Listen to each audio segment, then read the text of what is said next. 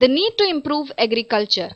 तो last video में हमने पढ़ा था कि किस तरीके से जो बंगाल की इकोनॉमी है वो धीरे धीरे करके खराब हो रही थी, और वहां पे जो आर्टिशंस थे, मतलब जो कारीगर वगैरह थे, वो गांव को छोड़ छोड़ के जा रहे थे, क्योंकि जो ब्रिटिशर्स हैं वो उनको एक तरीके से फोर्स कर रहे थे कि आर्टिशंस अपने सामान को सस्ते दाम में अंग्रेजों को बेच दें।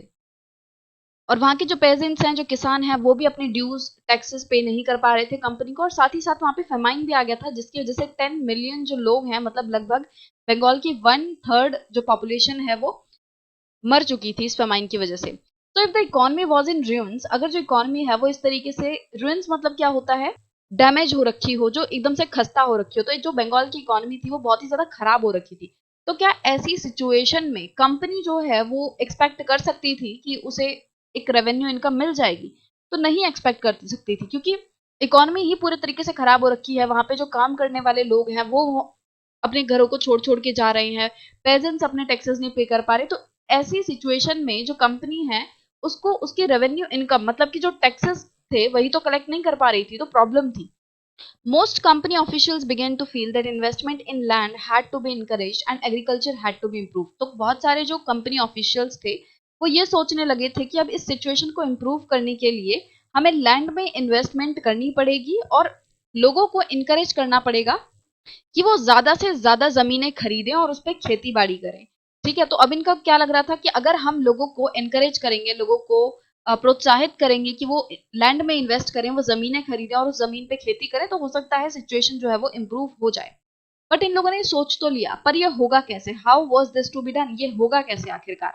सो after 2 decades of debate on the question, the company finally introduced a permanent settlement in 1793. तो इस सवाल पे जो पूरी सिचुएशन थी कि इसको किस तरीके से इम्प्रूव किया जाए, किस तरीके से रेवेन्यूज को और बढ़ाया जाए और एक स्टेबल इनकम ये लोग कमा पाए, तो इस चीज पे लगभग 2 डेकेड्स, एक डेकेड में कितने साल होते हैं? 10 साल। तो दो डेकेड में कितने साल हुए? 20 सालों तक इन लोगों ने इसी सवाल पे मंथन किया, सवाल जवाब किए, सोच विचार किया, और फाइनली 1793 में इन लोगों ने परमानेंट सेटलमेंट जो है वो इंट्रोड्यूस किया। अब ये परमानेंट सेटलमेंट क्या है? ये एक ऐसी सेटलमेंट थी, इसमें एक ऐसे टर्म्स थे, ऐसे एक तरीके से कंडीशंस थी, जिसमें कि जो किसी जगह के राजा हैं, तालुकदार हैं, अब उन्हें जमींदार माना जाएगा। The rajas and talukdars were recognised as zamindars, कि जो भी किसी जगह का राजा है या तालुकदार है, अब उसको क्या मान लिया जाएगा कि अब वो जमींदार है। और जमींदार का काम क्या होता है? To collect rent from the peasants and pay revenue to the company. जो जमींदार है वो क्या करता है? वो किसानों से टैक्स कलेक्ट करता है और फिर उस जो कलेक्टेड टैक्स है उसे कंपनी को देता है। तो जमींदार का काम क्या था? मतलब अभी जो राजाज और तालुकदार थे, अब इन्हें जमींदारी जो है वो मिल गई थी। अब इनका काम क्या था कि ये पेजेंट से, किसानों से टैक्स ले और उसे कंपनी को दे दे। The amount to be paid was fixed permanently, और जितना रेवेन्यू इन जमींदार्स को कंपनी को देना है वो फिक्स कर दिया गया था कि आपको हर महीने, हर साल जो भी है, आपको हमें इतना एक्स अमाउंट जो रेवेन्यू है वो लाके देना ही देना है। तो इस तरीके से रेवेन्यू जो है वो परमानेंटली फिक्स कर दिया गया था। परमानेंटली फिक्स करने का मतलब क्या है कि फ्यूचर में इस रेवेन्यू को बढ़ाया नहीं जाएगा, मतलब कि फ्यूचर में जमींदार को ये नहीं कहा जाएगा कि आप हमें इससे ज्यादा रेवेन्यू दें। और कंपनी ऑफिशियल्स को ये लग रहा था कि ये सिस्टम इंट्रोड्यूस करने के बाद कंपनी को एक रेगुलर फ्लो ऑफ रेवेन्यू हो जाएगा, मतलब उनको रेगुलरली टाइम टू टाइम एक सर्टेन अमाउंट ऑफ मनी जो है वो मिलता रहेगा इनटू द कंपनीज कॉफर। तो उन्हें लग रहा था कि a regular flow of revenue, they will get a regular flow of revenue into the companies coffer. तो कॉफर का मतलब क्या होता है? तिजोरी एक तरीके से। तो इनको ऐसा लग रहा था कि भाई हमने बहुत बढ़िया काम किया, हमने परमानेंट सेटलमेंट जो है वो इंट्रोड्यूस कर दिया, और इसके चलते क्या होगा? जमींदार जो है हर महीने, हर साल हमें फिक्स अमाउंट ऑफ रेवेन्यू लाते रहेंगे, और हमारी तिजोरियां जो है इस तरीके से भरती रहेंगी, और हमें रेवेन्यू की टेंशन नहीं होगी, हमें ये टेंशन नहीं होगी कि हम अपनी कंपनी का खर्चा कैसे चलाएं। And at the same time encourage zamindars to invest in improving the land.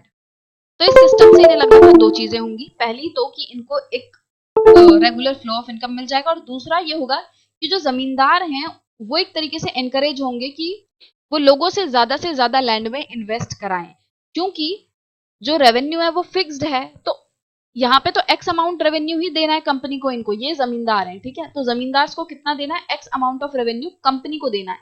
तो अगर जो पेजेंट्स हैं, अगर उनसे ये ज्यादा रेवेन्यू भी लेते हैं, इस एक्स अमाउंट से ज्यादा भी रेवेन्यू लेते हैं, मान लो इन्हें हर महीने 100 रुपए जो है, मैं एग्जांपल ले रही हूँ बस, 100 रुपए जो है वो कंपनी को देने हैं। जमींदारों को क्या बोला है कि तुम हर महीने 100 रुपए हमें रेवेन्यू के तौर पे दो। तो मान लो अगर जमींदार जो है पेजेंट से 150 रुपए टैक्स के रूप में कलेक्ट करते हैं, तो 100 रुपए आगे कंपनी को देंगे और 50 अपनी जेब में रखेंगे। तो ऐसा करके क्या होगा, इनको जमींदार को फायदा होगा। बट इन जमींदार को ये 50 रुपए एक्स्ट्रा कब मिलेंगे, जब ये पेजेंट्स को एनकरेज करेंगे कि वो ज्यादा से ज्यादा खेती बाड़ी करें, ज्यादा से ज्यादा जमीन में इन्वेस्ट करें। तो इसलिए जो ये कंपनी थी उसे लग रहा था कि इस पूरे सिस्टम के चलते जो जमींदार हैं वो लोगों को एनकरेज करेंगे कि वो जमीन में इन्वेस्ट करें। Since the revenue demanded of the state would not be increased, the zamindar would benefit from the increased production from the land. क्योंकि जो फ्यूचर में रेवेन्यू है उसे बढ़ाया नहीं जाएगा, वो फिक्स है, तो जो भी रेवेन्यू वो ज्यादा कलेक्ट करेंगे उस फिक्स्ड अमाउंट से ऊपर जो भी रेवेन्यू उन्हें मिलेगा वो जमींदार की जेब में जाएगा। तो ऐसा सिस्टम जो है अभी तक इन्होंने सोचा था कि ऐसा काम करेगा।